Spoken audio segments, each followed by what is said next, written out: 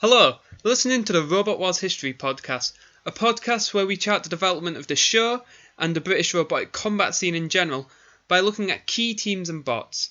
I'm your host Luke, and with me as always are my co-hosts Dan and Nick. Now, this episode was originally supposed to be about all the robots of Series 1 we didn't get to look at in the previous 3 episodes, but due to technical problems, we ended up losing that episode and didn't really feel like doing it over again, so we may redo it at some point in the future. But for now, we're moving on to our Series 2 coverage, and what better way to do that than by looking at the Series 2 Grand Champion, Panic Attack. Finally a really good robot that was in most of the series. Yeah, I mean, Panic Attack is probably one of the teams that showed up in the most series. They appeared from Series 2 all the way through to Series 7. I think only Behemoth has been running longer at this point, and Team Hurts, but that's not the same robot. Yeah, whether they should have kept on coming in after Series 5 is debatable, I guess, but we'll get to that. Yes. Oh, Panic Attack 2K4 or whatever they called it. 24K. No, but obviously there is no way we could cover all of Panic Attack in one episode without it being like 3 or 4 hours long. So this week we're going to be looking at Panic Attack from Series 2 to 4 before the weight increase. Which is a good place to cut it. Yeah, I think that could end the entire review, but we'll keep soldiering on in part 2. Now, Panic Attack was built by Kim Davies, Kevin Pritchard and Lee Wickham. And in its first incarnation, it was a very simple bot design-wise. It was just a big square box with a pair of tiny lifting forks on the front of it. It had a rather large ground clearance as well, with 25 millimeters, and it had a speed of 9 miles per hour, which is pretty impressive for Series 2. Weighed in at 81.8 kilograms as well, so it was among the heavier bots. It also had a giant fucking spider on it. Yeah, the spider was actually designed by a year 7 pupil, so after like 11 to 12. Like, imagine being this kid. They make body art for a robot. Just they win this like art competition at school. Get their design printed on this robot, and then the robot goes and wins the fucking championship. Yeah, it's like if your art teacher ever questions you again, you're like, mate, I did the drawing for Panic Attack. Get away. Yeah. You got your work put in a gallery? That's cute. Mine won a fucking championship. An art championship? No, a robot combat championship. Just that's much more important. So Panic Attack started off its pretty illustrious career with a pretty dodgy gauntlet run. Yeah, well, the gauntlet was dodgy because it was the gauntlet. Yeah. Yeah, started off pretty nervy, and as it was going up the ramp, Killalot decided to do that thing that for some reason the house robot drivers love to do, which is completely negate how the ramp's supposed to work by just parking Killalot on one end. So it's just stuck in place. So Panic Attack has to drive over, falls over dead metal, and then gets like pepper potted by Shunt's pathetic axe. God. The fact that which somehow went completely clean through Panic Attack multiple times. I mean, it was only armoured in aluminium, so yeah. For that. I mean, let's be fair. Shunt's axe was pathetic in Series 1 and equally pathetic in Series 2. Like they barely fucking upgraded it. I swear that axe didn't become like useful until Series 4. Something like that, yeah. It was getting there in Series 3, but it did take them a while to get there, and then it fucking murdered Hypnodisc. Yeah. So, like smashed it up so badly that they didn't do any side events or anything after. It's like disc motors turned to dust. It managed a distance of 10.8 meters on the gauntlet, which was still enough to get through. Something else probably just didn't fucking move or something. In Series 2. The Gauntlet, yeah, and Series 2. It was You're actually right. Wasn't You're it? actually right. It was the Parthian Yeah, shot. the Parthian shot. Who, I think they turned the Parthian shot, man. They turned up to like Series 2 and 3, and each time they never even worked. Bit like my Audacity, but we won't go there. Yeah, so because it got a free win because of the Parthian shot being shunt. It went into the sumo, and then spent most of the match being pushed around by Shunt and just dodging away at the last second. And then Shunt just had another bout with alcoholism and dove off the edge by itself. So technically they won. At least in Series 4, when Shunt went off in the sumo, it was like, well, Panic Attack's balancing on the edge, you need to rush in to get it off before it gets traction again. But here, Shunt just does its trademark, I'll spin around and fall off. It really is prime drunk Shunt. And don't we love it?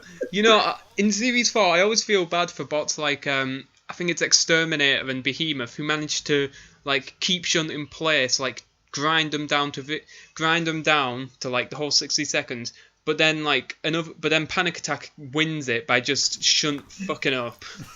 Like, that doesn't feel like a legitimate win. No, but as a technicality, you're just like, well, Shunt hit the floor first, that's it. Because you'd be like, well, we don't want to decide who won it out of Exterminator and Behemoth, so yeah, Panic Attack can just take it for the sake of it now.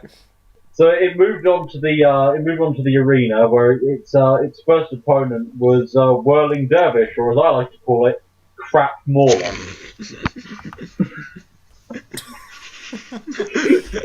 It's the same principle as Mauler. It's just everything about it is shit.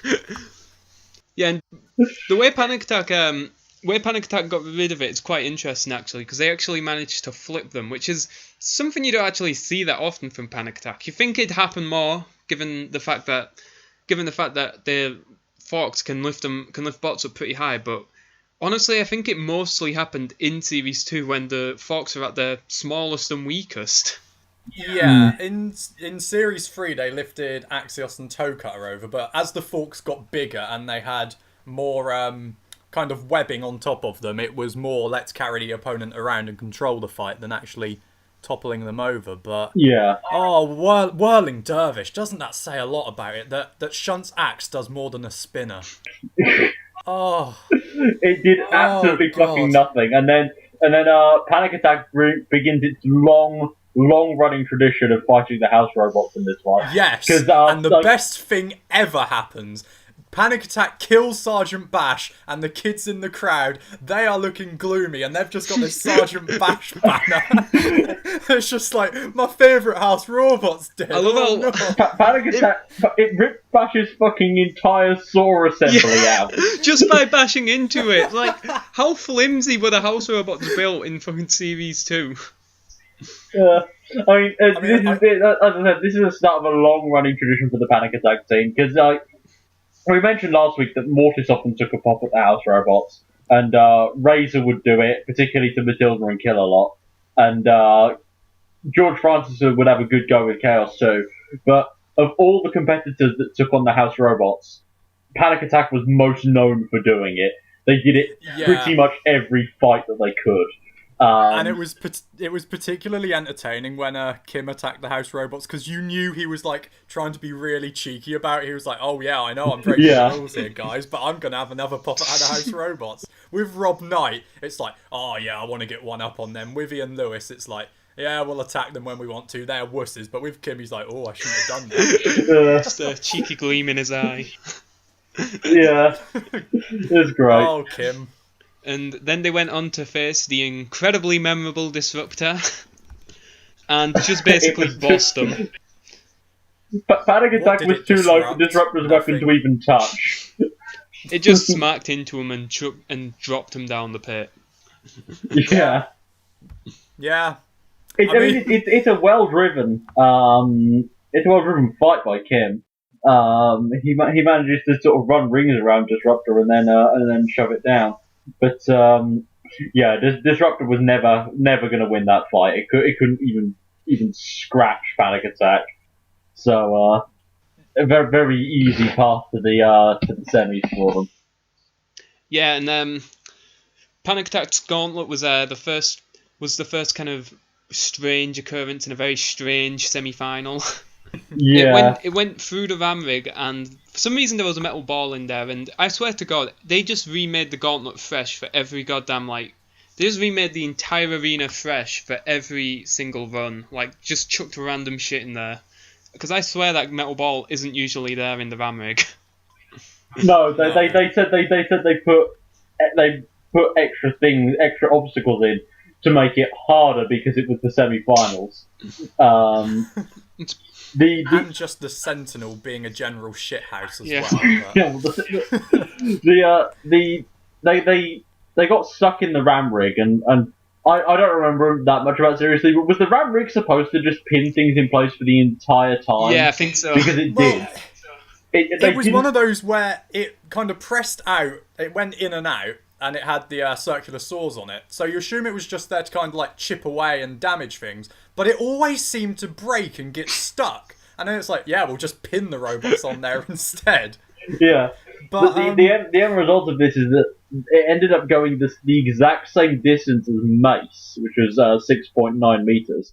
And they decided that the best way to decide this would be to make them race along the gauntlet.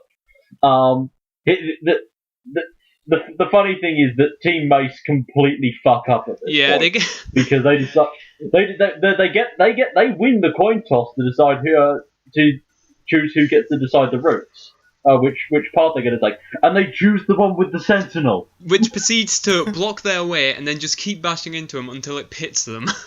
Yeah, it tried to flip them over as well. I mean, it's weird because it's already a silly enough decision to pick the route with the Sentinel, but at the same time, it's one of those where really the ramp that Panic Attack was on, the flat one that goes up and down based on the weight, shouldn't that really be the one that was the Sentinel's side? Because you can actually like get underneath the Sentinel if you time it right. But with the one that Mace has, it's just this kind of ramp that has an incline, then goes flat, then goes down. There's no way to avoid the Sentinel on that and the Sentinel never leaves you alone. It will just... No, exactly. It has no reason to. The Sentinel was the worst thing about the series. Absolutely. Easily. I mean, it's hilarious because it's the most Series 2 thing ever at the same time, but yeah. Yeah. I mean, there's a guy inside of it, driving it, just having the time of his life. It's a good thing. It's a good thing they didn't keep the Gauntlet like up into like Series 5 and 6, because at some point you'd have something like Fluffy do it, and they just cut into the Sentinel and cut the dude in half. And it's just like, why is the Sentinel not working anymore? And it's like, the guy got killed. Why is there a petrifier in the arena? Because they just murdered that fucking JCB they've got in there. I mean, Panic Attack ended up getting gangbanged by the house robots, but at least it didn't have to put up with the fucking Sentinel. And it moved on from the Gauntlet into the Pinball, where it managed the second best in the series, and I'm fairly sure the second best of any robot in general. It got 320 points. Which, I mean, of course it did. It could have easily gotten more. It had a clear shot at the 75-point target and just didn't take it for whatever reason. I mean, Panic Attack is a perfect sort of bot for this. It's a bot with good drive power and good driving. Yeah. On the subject of good driving, Jonathan decides to comment on the fact that Kim Davies is a good driver at the exact second that Panic Attack drives into the fucking wall. just like straight on, thud, stops. That classic JP timing. Yeah. Then we have the fight between Panic Attack and Mortis that we talked about last time. Which is, basically Panic Attack against a Mortis driven by a guy who hasn't driven before and doesn't want to be there. Yeah. They get given aside from the gauntlet, they get the easiest fucking ride to the semi-final, through the semis into the grand final. I mean, if it wasn't against Mortis, it would have been against Behemoth, I believe.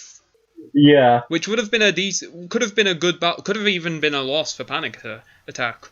Perhaps. Yeah, It would be a very interesting one. I mean, you'd imagine that Kim would have the edge in that, would be able to get underneath Behemoth, then drive and kind of topple it over eventually. But Series 2 Behemoth wasn't great. No, I mean it could still lift Panic Attack's sides up, but you feel it might not get the purchase on it. 'Cause, as we say, it's more of a narrow scoop. It's more sluggish. So you'd probably give Kim the edge in that. Oh god, imagine Mortis v Killatron in that universe. Oh shit god. show of a fight. Oh, Series 2. A good old Series 2. Speaking of Killatron, they are who Panic Attack came up against in the first round of the grand final, and Killatron basically died in one hit. Gets fed to kill a lot on Dead Metal while Panic Attack decides to take a proper shunt. And then manages to get Bash into the pit. Oh, Bash is useless. I know that can apply to every single series ever, but it's insane how Bash was never good. Like in CV7, Shunt started to become kind of outdated, but Bash was never good. No. I mean, Shunt started to suffer as the weight increased, and more robots got better at pushing. But, Bash was always kind of useless. The only reason he ever did anything was because of fucking Deator. So, Panic Attack has pretty much had the easiest run of any grand finalist up to this point. It's come across either crap bots or good bots that, for one reason or another, just didn't work or weren't given their all. Yeah. But against Cassius, it faces probably the best bot of Series 2, maybe? Probably quite easily, yeah. Because Mortis didn't have its flipper yet. It was still a crap axe. And it's not like Series 2 Razor was up to much. No. Wait a couple of years, boys, and we'll find out then. But, yeah. Now, there is a kind of theory I've seen floated by a few people that Cassius Cassius threw the fight here because, as we know, Vex Garrett is like probably the nicest man to ever go into that show. Yeah. And Panic Attack was actually raising money for charity for every fight. Every fight it won, it raised something like 120 for. I can't remember the charity. I think it was like Heart Thing or something, or a hospital. And I mean, I can almost kind of see this because twice Cassius gets under Panic Attack, but doesn't flip him. Yeah, the flipping arm is still working because they tried to flip Dead Metal, but they let Panic Attack get away with it. To be fair, I think it could also be a thing of when Cassius actually gets under Panic Attack, they've got them on for like a second. Like the second time, Panic Attack kind of flies over them. So it might have just been slow reflexes. Yeah, there's no hint of the flipper actually firing late. It just doesn't fire at all. I don't think Rex threw the fight because the way Kim actually gets them into the pit, it's quite. It's more one where you can tell Rex is more trying to warm up into the battle to make it last a good amount of time, rather than him throwing the fight or anything. I mean, he's not exactly the best driver in the world himself, anyway. No, so. I mean, I don't think he threw the fight either, just because I mean, like I said, it seems more like Vex is kind of trying to find his way into the fight, trying to figure out kind of how to handle Panic Attack. This fast, well-driven bot, and then he gets himself near the pit, and it's all over. Yeah, I mean, either way, even if it can be interpreted as a little bit suspect, at least the way that it ended was a classic Kim bit of driving and a great swift pit. Yeah. It's a really great moment in itself, even if the fight itself you can be like, that was a little bit tentative. It's also kind of a classic bit of Rex driving, parking himself in front of the pit. Panic Attack becomes, I think, the only bot, I think along with Chaos 2 and I suppose Carbide, the only bots to win a grand final through KO. Yes, because Roadblock had the judge's decision. Series 4, judge's decision. Razor couldn't finish off Bigger Brother. We know about the frame. We know about Storm Gate. Tornado did nothing wrong. We know about Storm Typhoon Gate. And obviously Carbide Apollo. Oh, gosh. So, yeah. And the only pitting. So, that's props there. I mean, it's I mean, it would be a technical KO on account of the fact that Cassius was still working. It was just in the pit. For the sake of Robot Wars, that's a KO. Yeah. Panic Attack started off as a great design already. It already had had strong drive power, which honestly was way more important to its victory, to its success than the forks were. Yeah. Well, Kim had already started spending large portions of the battle with the forks raised, just using them as a ram. You can tell as Panic Attack is like built upon and made a bit more defensive and more of a controlled robot that it works towards that way. But the first two Panic Attacks especially are much more raw and faster. They aren't as precise. They aren't designed to control fights. They're designed to topple opponents basically. Yeah, and I mean Kim isn't the incredible drive that he'd become, but by the standards of the time, he's still a pretty good one. Yeah, he's very aggressive and direct with the first Panic Attack, and then you can tell how good of a driver he is because in the future he then knows how to win more drawn out fights and pick the right moments. Yeah, but the amazing driving skill that he has is it makes it quite the shame when Panic Attack 2, as it's numbered in Series 3, is apparently incredibly hard to control. No, I mean Series 2 Panic Attack, it probably isn't the best design by any means, and it's quite a surprising champion, but it's by no means an undeserving one. No, not at all. It's a good box with drive power and has a above decent driver, so it was always going to have a chance. I mean, it's a bit of a shame in a way that it beat robots like Mortis, Killatron, and Cassius. Yet you can have suspicions about all three of those fights if Panic Attack was just with the opponent at their best. Killatron at its best was still pretty shit. It still had its fucking year of ground clearance. It probably could have pierced Panic Attack, but Panic Attack would just smash the hell out of that thing, so it'd probably break down anyway, even if its link didn't fall off in the first bash. Yeah. But either way, it's a shame because Panic Attack comes back in Series 3, and even though it's the champion, it isn't really seen on the show as the champion. It never really gets the full limelight as such. It's just, this thing's the champion, but Cassius is the real champion to everyone else. Yeah, it's just it's probably the least hyped champion on the show. Until Apollo. Exactly, yeah. Poor Apollo wins the championship and then gets basically ignored through most of Series 9 because they're sucking Carbide's dick. Kevin Pritchard actually left the Panic Attack team between Series 2 and 3 to make Evil Weevil. For shame, Mr. Pritchard. Evil Weevil, the poor man's Panic Attack. Yeah, shit Panic Attack. The bug Panic Attack. So Panic Attack returned in Series 3 with a new angled body shape, larger, more powerful forks, thicker armour and a 3-mech, and it also returned incredibly hard to control. Jesus, yes. Yeah. Did it all over the fucking arena in every single fight. I cannot express how maddening it was watching it in every fight, turning on the spot constantly, trying to get in a position to charge at an opponent. Yeah. Yeah.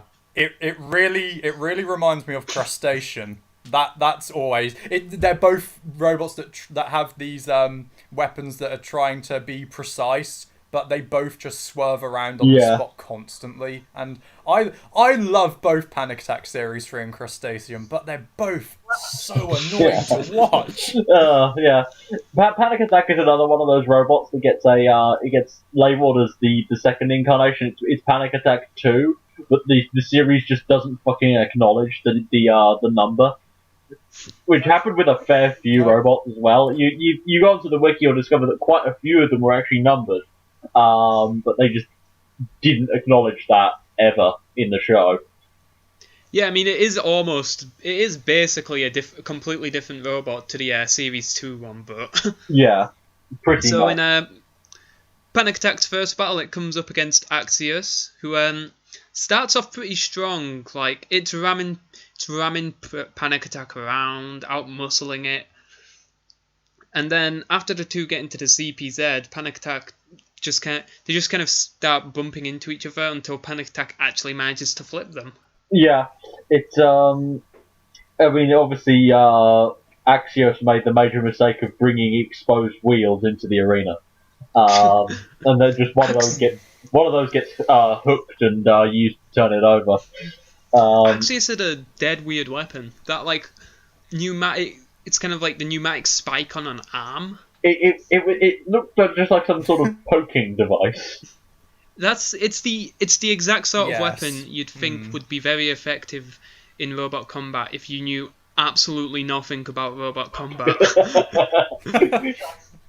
Just a giant pole thing that swings. And Panic Attack ends the match by proceeding to rip Matilda's body shell off and then overturn her. Oh, And no. cue more weird, slightly sexual comments about Matilda from Jonathan Pierce. Yes, that made his day, his night, his evening, his year, his century. Oh, his Jonathan. sweaty, shameful evening. Jonathan's weird fascination with naked Matilda.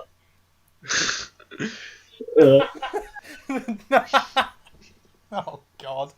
I mean, to be fair, for Axios itself, when you consider all the other Series 3 robots, especially first round dropouts, even some second round robots that lost, Axios isn't that bad at all. It's low and it's slippery. Yeah, so it's pretty good. It works, and it has decent drive power. I mean, sure, it's not great, but considering how bad Panic Attack is at being controlled, Kim did really well to eventually get a purchase. If the motors in that arm had been strong enough to actually get it back on its wheels, it may have actually been in with a chance of taking a very close judge's decision from how bad Panic Attack was. Yeah. I mean, you can Series 3. You see how good Kim is that he manages Yes. to take a robot that uncontrollable as far as he does. Yeah, it's no slouch either way. And then it comes up against Toecutter, Oh, which The great melon cutting wonder. Jonathan is absolutely convinced that Toecutter is the deadliest weapon in Series 3 of Robot Wars. Like, move over Razor and Hypnodisc. This thing is gonna. This is what you really want to avoid. This thing whose weapon cannot. yep. This thing whose weapon cannot hit a It says a single lot. thing on It Panic says a lot. Attack. For this He is fight, convinced we'll my turn it note round. It's just Yeah. me complaining about Jonathan Pierce. I put JP hyping up Toecutter is the most aggravating thing ever. He says it as one of the deadliest weapons ever seen in Robot Wars. Mate, it didn't damage Purple Predator properly. Oh, God. The only thing we see Toecutter destroy is a watermelon. I could destroy a watermelon. That does not mean I can go into the arena and kick the shit out of Panic Attack. You need to get some better work boots then, mate. Oh, just every time I watch this fight, every time I watch Toecutter, I'm like, I know that there was some bad robots in the early series. I know there wasn't much damage. I know Jonathan Pierce had to hype everything up, even things like, I don't know, Demolisher in Series 1.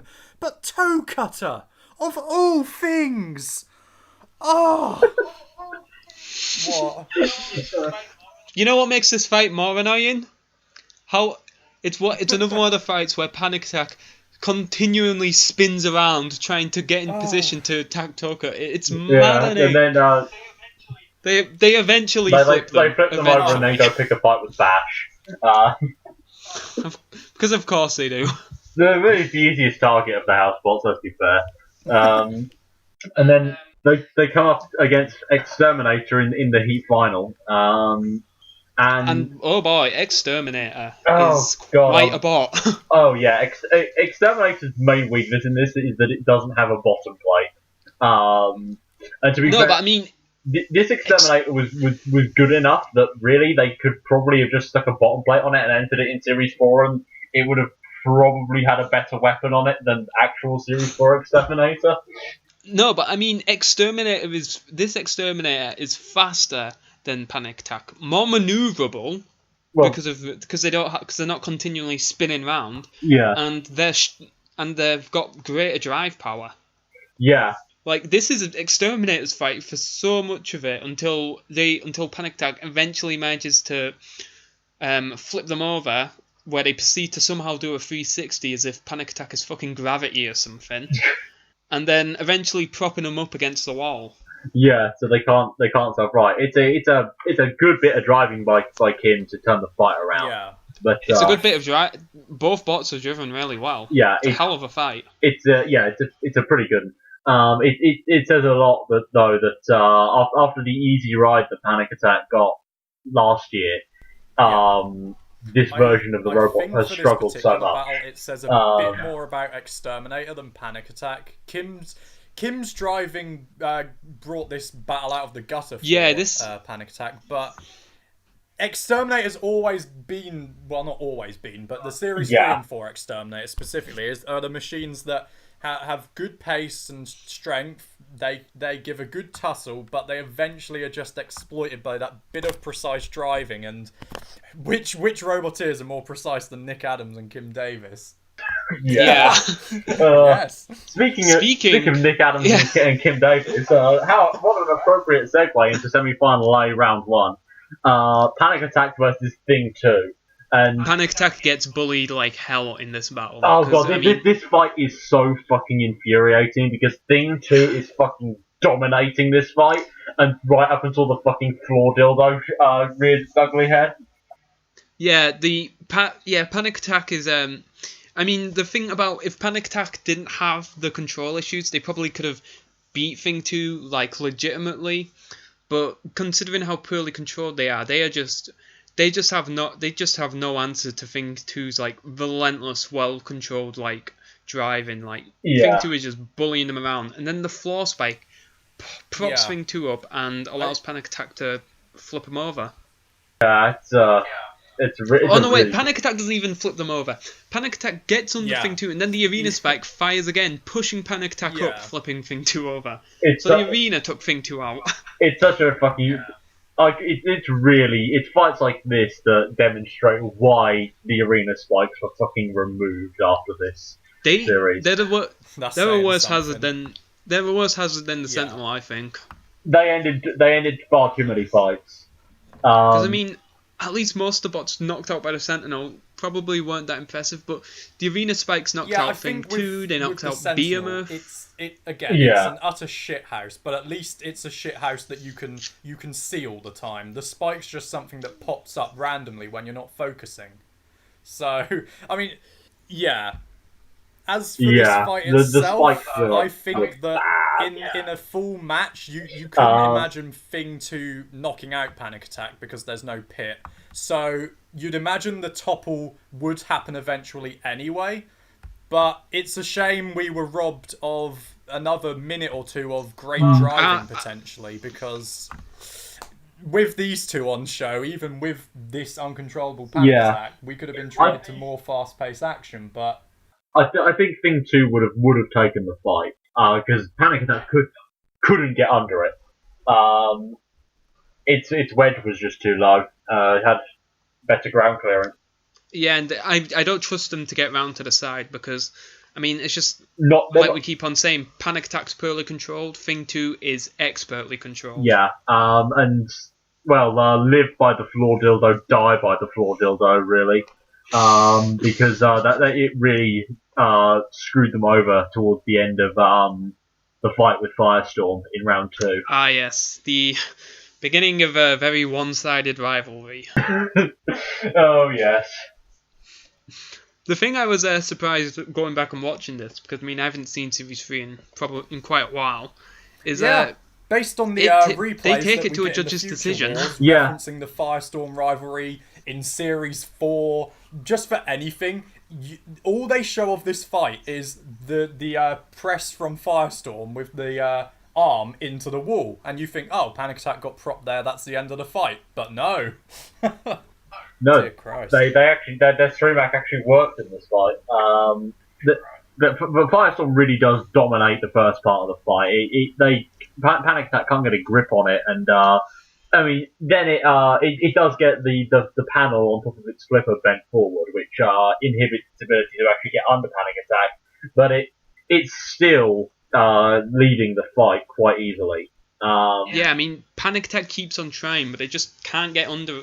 They just can't get under them and do anything with them. Yeah, neither does Firestorm, but that early flip scores enough points, I guess. They start to get back into the fight at the end. Like they're starting to claw their way back into the actual competition, but it's not enough. They lose the judges' decision and quite deservedly, I think. And I think the less said about the World Championship, the better. Poor Panic Attack goes in representing Wales and then manages to drive itself into the pit. Yeah. The 101 curse is real. And thus ended Panic Attack's ownership of the championship. Yeah, they were. They got fairly far with it, to be fair. I mean, it wasn't a bad place to go out.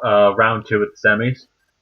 I mean, kudos to Kim, because I mean, yeah, if you just given an average driver a bot like Panic Attack, it probably wouldn't make it past the second round. No, if Kim had a fully controllable Panic Attack in this series, he could have.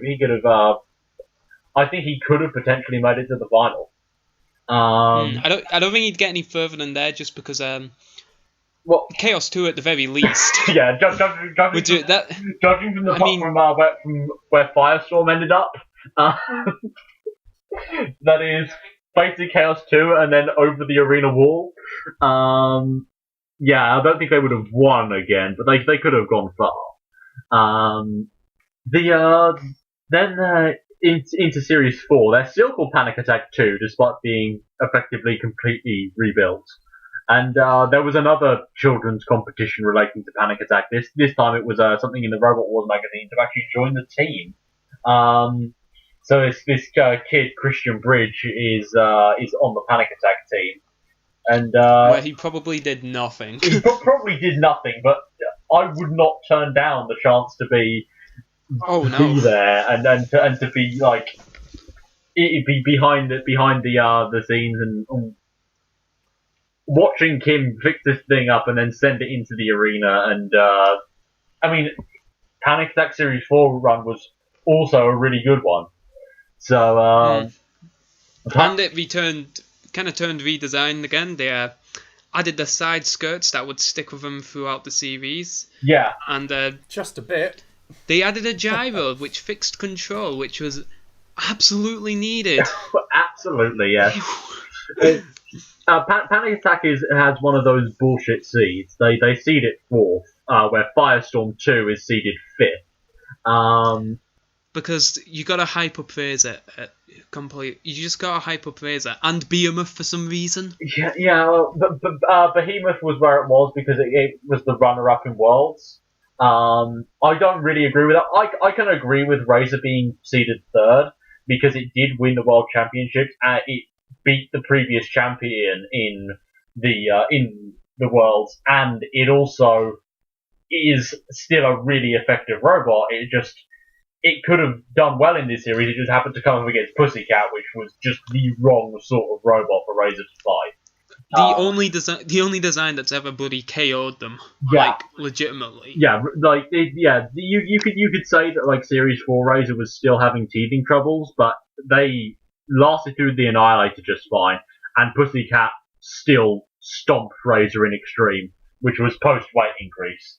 So yeah, I could agree with Razor seeding being 3rd, Panic Attack being seeded 4th. Well, I would switch it and Firestorm personally. Waiting to Behemoth and Razor from their World Championship performances, that Panic Attack itself picking up another loss in the World Championship would hinder it as well, especially after it loses to Firestorm as well. So yeah, probably. Yeah. I mean, I think it's fair to give the grand finalists something over semi-finalists. Yeah, true. I mean, per Steg 2, I guess. Yeah. Yeah, Steg No, 2's kind of the forgotten one, in a sense. But, yeah, they the round 1 melee, they come up against Smithy and Overkill GTI. And my god, do they dominate this. Panic Jesus Attack Christ. spends this battle kicking the absolute shit out of Overkill. Beaches it on the wall twice. And then does the same to Smithy just for good measure. Smithy does a little bit, but most of what's televised, obviously it's edited down, but most of what's televised is just it gets in the way and gets shoved into the wall by Panic Attack, and then Panic Attack goes to beat up Overkill a bit more. They end up.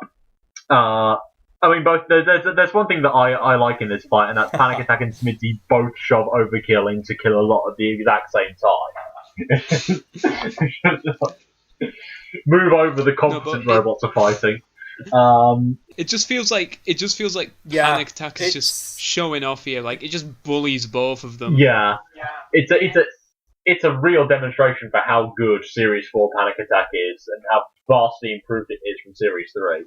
And then they come up against Sawpoint, and what I said about Axios earlier also kind of applies to Sawpoint. Like, saw blades as wheels is absolutely the sort of thing you put if you've never seen a combat robot before and just had damage to describe to you at the same time. Or I guess no, that's not how it works. Or I guess Jimmy. if you're the guy who built. Or I guess if you're Trey Roski. Or you're really, really fond of Robot Arena 2. I mean, Sawpoint, to be fair to it did manage an extremely quick KO in its melee. It just drove over Oblivion 2 and it just fucking died. If you gave, I feel like legitimately I could stomp on Oblivion 2 and kill it. Yeah, probably. It was a really weak one. I mean, Sawpoint really never stands a chance in this fight. No, of course not. It gets lifted up, and then just paraded around the arena by its own wheel. Yeah. I mean, Panic Attack tries to get it over the wall, but can't quite get them high enough. They just feed them to the house robots. Which causes the one moment of Panic Attack fighting the house robots that I always remember, and that's them trying to tip Kill-A-Lot into the pit. Yeah, this is just one of those fights where you're like, thank God you fixed that gyro in, Kim. Thank God you can show us what this machine's about now. Oh, it's this just. Oh god, yeah. Just Panic Attack in Series 4 it's a beautiful display. It's just so lovely to watch. Just glide around at its own pace, pick things up. Oh, let's try and get them out the arena. Yes. Oh, maybe not. Carry them around a bit more. La la la. It's we won the fight. Let's attack Kill-A-Lot. Kim's just doing what he wants. It's fantastic. For the first 4 battles, nothing touches them. Yeah. And then they reach the semi-finals. Smithy. They go up against Smithy. Yeah, I skipped one there. Yeah, they go up against Smithy, and Smithy is able to out-muscles Panic Attack, and it's more aggressive. But the second Panic Attack get their forks, it's and one of those where you've got this valiant little underdog keep ramming away. And then the experienced guy who you know is going to win eventually pulls off that killer move. It's a very typical Smithy battle where it gives a good go but loses against the better opponent. Yeah. Yeah. They actually drop it right before the pit starts to descend, and then pick it up and dunk it straight down the pit. I mean, the pit release button must have made Kim Davies just the happiest when he saw that they ran him back, because there's no more waiting. Once he's done his thing, he can just drop them and immediately go pick a fight with the house robots again. So yeah, Panic Attack makes it through to another semi-final, and its first opponent is Spawn of Scotland. I mean, It's ridiculous, honestly. Panic Attack just easily breaches Spawn of Scutter's wedge. It shouldn't be able to breach a wedge. It's got forks, but it does it anyway. Kim with these versions of Panic Attack onwards, he always does this thing where he kind of like shuffles up to an opponent that's quite low and then bumps into them so his forks can just get a slight bit of a way underneath and then he lifts. It's so good. So precise. Yeah. He's so good at driving this thing. He leaves Spawn just breached up against the wall, tries to tip him out, which it sucks so bad that Panic Attack never gotten out of the arena. How satisfying would that have been? It would have been so good. And then obviously once the house robots have started dismantling Spawn of Scuttle, Panic Attack, of course, then goes and gets into a fight with Shunt. Killer Lot gets himself involved in that, and then somehow, while the camera's focusing on Scuttle's unceremonious end, Killer Lot just ends up pissing oil all over the arena. After that, they end up in the second round against the 30th seeds Stinger. This is a fight that's a little controversial for some people. Stinger is such a bad shape for Panic Attack to fight. There's barely anything to get hold of. It's one of those, because at the same time, Panic Attack is still... It can't get a hold of Stinger, but it's still moving it about. It's still very much dictating where the fight goes. Yeah. But Panic Attack but while they're doing that, Stinger is just able to keep on bashing them, and it doesn't really damage them, really, but just that aggression wins it for them. Yeah. And that becomes another sort of karmic thing for other people, where they beat Panic Attack on a slightly dodgy judge's decision, and then lose to Chaos 2 on an incredibly dodgy judge's decision. I'm kind of convinced that if Hypnodisc had beaten Pussycat, then they might have given that fight to Stinger. But I think the producers were in the judges' ear, telling them that they had to put the champion through, because no way were they losing both of their headliners in the first round of the grand final and having a flat are you kidding me? If Hypnodisc went through, they would absolutely put Chaos 2 through for that rematch. Oh yeah, true. And Chaos 2 would probably have been destroyed by Series 4 Hypnodisc. Oh god, because that for me, that was when Hypnodisc was at its best with Series 4. Because while it was certainly powerful and it was in with a good shot in Series 5, that was at the point when it started running into the problem that basically every modern spinner until Series 9 Carbide had, which was, we've made it really powerful and destructive, but we also completely destroy our own internals in every fight. Because it visibly gets very sluggish at the end of basically every fight it's in from Series 5 onwards. And if you can last long enough to reach the end like Bigger Brother did, then you've got a good chance of just pitting them while they're slow and sluggish. But Panic Attack's fight with Stinger is... I enjoy it as a fight. It's a pretty good one. It's a very narrow victory for Stinger. I don't think the judges were wrong. No, it's one of those fights where you can there just isn't a lot that Panic Attack can do. But at the same time, people would be annoyed either way, and rightly so, because both of these robots did enough in what they could do to get through, but they had to pick one of them. So, and whoever they picked, it was fair enough. Yeah, and it was a single point. It was a single point on the decision. Exactly. I mean, to be fair, considering it's Craig Charles getting the decision through, he probably was like, "Oh, it says 10 points. I'll go with 1 point to make it dramatic." But yeah, perhaps, maybe. Don't rule it out with Craig. This wasn't quite Craig from Extreme Onwards, where he was incredibly excited about everything. And to the point that he sounds like he screamed himself hoarse in Series 7.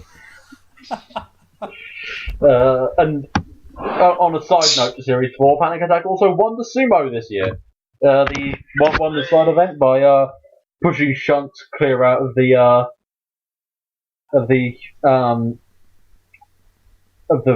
fucking platform, whatever. I can English good, me. They also took part in the War of Independence, and we've already talked about their fight with Mortis. So the only other thing is they beat a super heavyweight who was stripped down to meet the heavyweight limit and whose batteries went out after 3 minutes. They had to so strip very it impressive. down. Yet they were still a good 10-15 kilos overweight. If they took off anything more, it's like, yeah, we had to take off 2 wheels. Yeah, we had to take off our entire top panel. Yeah. Well, we've had to take out our entire batteries, so we're just gonna sit here and hope the other one pits themselves. Sorry, guys. It isn't Series 3 Panic Attack anymore. No, maybe if Cassius had entered. Yeah. But no, I mean, yeah, this is probably the best version of Panic Attack relative to. Well, it's the best display Panic Attack ever gives. Yeah, and as I said, its fight with Mortis in round 2 of the War of Independence is really good. The only weakness it has that we see is that it loses out to bots that can continually hit away and that they can't KO. Yeah. As we see in Stinger and Mortis. Yeah. So anything else to say about Series 4 Panic Attack? Anything you want to say? I don't think so. It's we've kind of said most of what there is to say, really. I suppose so. It's a damn good robot. It remains consistently good throughout the series. I think it could have done. It wouldn't have been awful in Series 7 if it had gotten further. I mean, it did have the misfortune to come up against fucking Tough as Nails, the most boring robot that ever competed. Yeah, it's a very competitive robot, and we'll be talking more about it next week. I think we don't want to do too much of a wrap up on it now because we're going to be having that come at the end of next episode. So yeah. This was. Think of this as the rise of Panic Attack, and next week as the fall of Panic Attack. Right, so next week we'll be covering Panic Attack post-weight increase from Series 5 to Series 7. So, bye. See ya.